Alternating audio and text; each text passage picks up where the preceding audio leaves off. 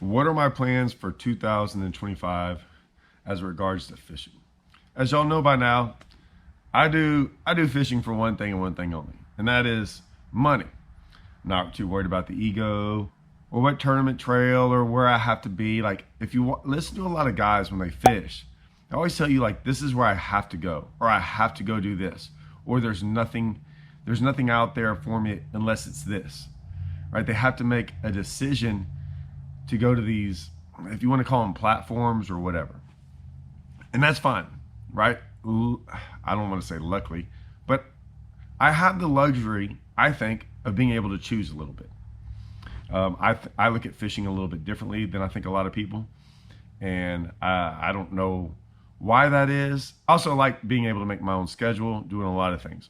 For years, I wasn't able to do that. For years, I had to fish everything known to man. I mean, I fished 40, 45, more like 44, 45 tournaments a year. And I lived basically off of that income. When I went and fished the tour, I had a blast. It was fun. And then that kind of changed.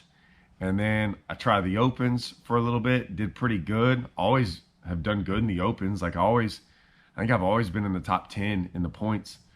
Last couple of times I fished them. I can kind of go where I want to or do what I want to do, I think. And being down here in Texas, we've always had some pretty cool events. Now, what's cool is everyone always kind of thinks, oh, I'm just on Rayburn. I would say over for a while there, I fished and made a lot of money on Rayburn. I still kind of do. But in all honesty, looking back, I've always made a lot of money in just Texas generally. Like, because we fish so many circuits that travel around Texas. And then a lot of the Toyotas go to Rayburn and Toledo or some other places around here that I've done pretty well at. And then I always fished other divisions of Toyotas. And so I traveled a lot. So I always traveled outside the state. I think if you look back I think every year I make a top 10 somewhere out of the state in a Toyota. So we only have 3 of them, right? And most of the time, I would say almost every single time I've fished another division, I've made a top 10 in some other lake. So I don't mind traveling around for things like that and for certain events if it fits my schedule. Lately, I haven't been able to do that because I haven't fit my schedule. So this year, the Brandon Belts, we were so excited to fish. They were the best thing going team-wise, making money-wise. The lakes they went to were awesome. Dude, I have 0 complaints about that thing. And to watch it go away, and it was building steam. If you saw the video I did, people were like so excited like more guys were about to fish that thing. So that kind of sucks that it's going away. There's some other trails around Texas that they just do this. They kind of go up and they start up here and they gradually go down. There are some trails that are going down and it doesn't seem like they're doing much to change that. They might give away a lot for first place, but if you continually fish trails like that only give away like heavy, and I'm all about paying the top guys, okay? The top guys, like the top 10, right? Or top 5 and things like that. I'm not a big fan of and I think this is where they screw up too, at the highest level. They give away so much money for first, and then everyone else is trying to make a little money, after that. If you're a really good, consistent fisherman, okay? And I'd like to say that we make a lot of Angler of the Years and stuff like that. Like I said, I don't like them paying all the way down, but I like the top 10, top 5 getting a good payout because you can't go win every event. No one out there is winning every event. So you want to make enough money by doing good, by consistently doing well. So we look at that. I also look at incentives and things like that. I already signed up for the Toyotas. So we've got, 2 on Rayburn, 1 on Eufaula. I'll probably go still fish in the Lake of the Ozarks. Hopefully I'll make the championship. I think I have every single year I've ever tried. So that should hopefully be there. It's at Grand Lake. So I got to make sure I really qualify for that one. I like Grand Lake. I don't know if I can fish any of the other Toyota divisions. For whatever reason, the scheduling has been horrible. Not their fault. No one's fault. They coincide with a lot of stuff. I planned on fishing some opens. Everyone's like, why aren't you fishing the Rayburn Open? Here's why. There's a tournament next Sunday. There's a tournament the next Saturday after that, and then a Toyota. I'd be off limits for all those. One of them's for with the Skeeter bonus is like 16,000. The other one's like 42,000 for first place, and then the Toyota is like 50 something. So to fish one open or have a chance at fishing 3 or 4 events, there's I think a 4th event in there if I really wanted to fish. There's a chance to win multiple times on those on all those time like on all that stuff. If I miss the Toyota, I don't get to go to Grand.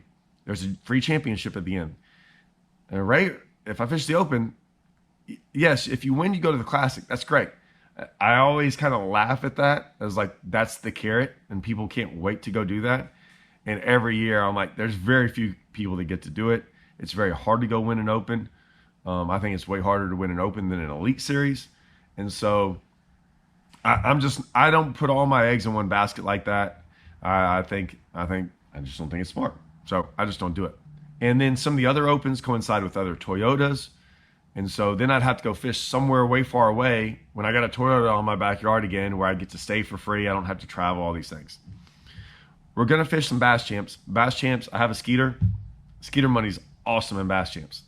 And I've been critical on Bass Champs at times. I have. I don't make any bones about it. They have done, Skeeter has stepped up huge with them, and Bass Champs has done a good job. So they pay like first place to a guy in a Skeeter. Like, not if you, obviously there's Skeeter money, first place. If you win, there's like a $6,000 bonus. But Skeeter gives away like $10,000 for highest finisher in a Skeeter, in a qualified Skeeter, and then $5,000 the second highest finisher. We won 2 of those last year. I won one of them by myself. That was an extra 10 grand, right? So I remember the Ray, and I'm still pissed I can't find this footage. The Ray Roberts event, I fished it by myself. I think I came in 4th or 5th. I can't remember. 4th or 5th. And I won that Skeeter bonus. I ended up winning like $15,000 for that entire event. When I think I won the Garmin money. Garmin had some money in there, and Toyota had some money. So I mean, I banked on that one event, and it was by myself. So yeah, that was cool. $400 entry fee. I won 15 grand. So do the math on that. We will be trying to fish as many Bass Champs as possible. We are going to fish, I think, some of the Texas team trails. We might fish all of them. We might have to sub a little bit. I think we're going to fish. What else we're going to fish? We're going to fish some TTOs.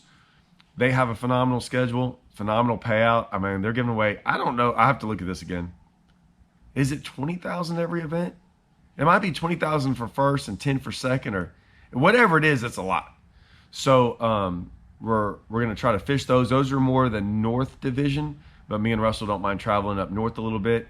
And then I think we're going to try to fish some Fishers of Men. And there's some other things we're going to like pick and choose. And what I mean by that is we're just going to go based off of, we're going to have options. We're just going to, like, we're not sitting there going, okay, we're trying to make the championship here. And sometimes when you do that, it's great. But then we look up and like, there'll be a tournament somewhere like, God, I can't believe we're missing this tournament to have to go to this stupid lake at this time when we could go over here and crush on them. So we're going to do a little bit more.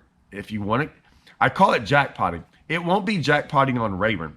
It's literally jackpotting on certain lakes that we might be 4 hours from.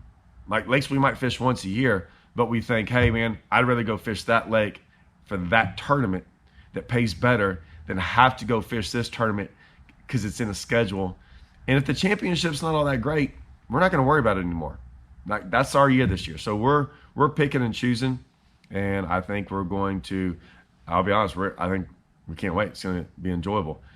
That allows me, the more lakes we fish everywhere else, I get tired of posting Rayburn stuff. I really don't do it that much. I'm obviously doing some fish tip stuff. I'll be honest, that fish tip stuff is like, I'm working on one right now. Those are 1.5 to 2 hour long videos. They got waypoints in there. They got baits I rarely talk about on YouTube. They've got some stuff in there. I'm doing it. I don't know how everyone else does it on fish tips. Don't really care. I told those guys, they were after me for like a year. And I said, dude, I'm not doing that because it's not my thing. And then we talked it out, and I said, this is what I'll do because this is what I think it's actually worth the money. And I was like, it's going to be a giant learning. I mean, it's basically like a guide trip. And I put it all in there. And so big time editing, a lot of stuff, a lot of information.